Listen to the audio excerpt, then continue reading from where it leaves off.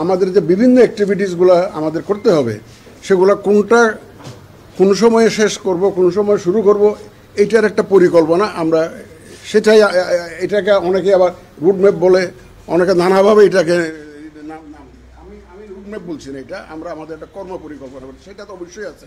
যে কোনো অফিসে তাদের একটা কর্ম পরিকল্পনা থাকবে না, এত বড় একটা নির্বাচন হবে, আমাদের তো নিজস্ব একটা পরিকল্পনা, এটা আমাদের ব্যবহারের জন্য, not for sharing with everybody, যে আপনারা সবাই জানুন যে আমরা এইভাবে করছি, সেরকম না। এটা আমাদের নিজস্ব, এটা সংশোধনযোগ্য। এটা যদি টাইমলি যদি কোনো কারণে রিসিভ না হয়, 2-4 দিন এদিক ওদিক হতে পারে, এটা একটা সম্ভাব্য একটা পরিকল্পনা, আমাদের কর্ম পরিকল্পনা, সেটা আমরা নিজস্ব আছে। এটা এখন থেকে না, এটা এখন প্রথম থেকে আমরা যখন দায়িত্ব নিয়েছি তখন থেকে আমরা একটা কর্ম পরিকল্পনা করেছি, তো কীভাবে আমরা এগিয়ে যাব।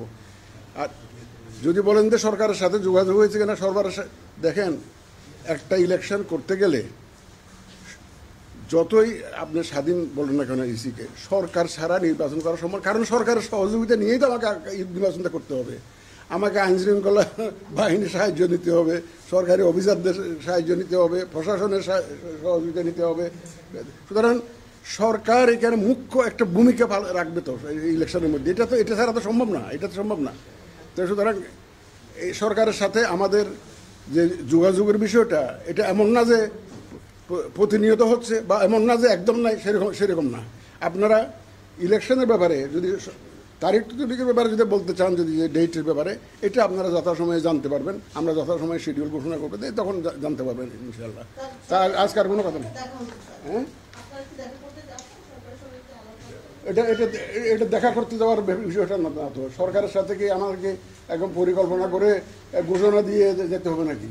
এটা তো এটা একদিক থেকে তো সরকারের সাথে আমাদের তো এটা তো ফর্মালি ইনফর্মালি নানাভাবে তো যোগাযোগ হতেই পারে, এটা তো বিভিন্নভাবে যোগাযোগ হতে পারে। এটার জন্য আমার একদম প্ল্যান করে যাই ঘোষণা দিয়ে সভা সমিতি করে তো যাওয়ার প্রয়োজন নাই।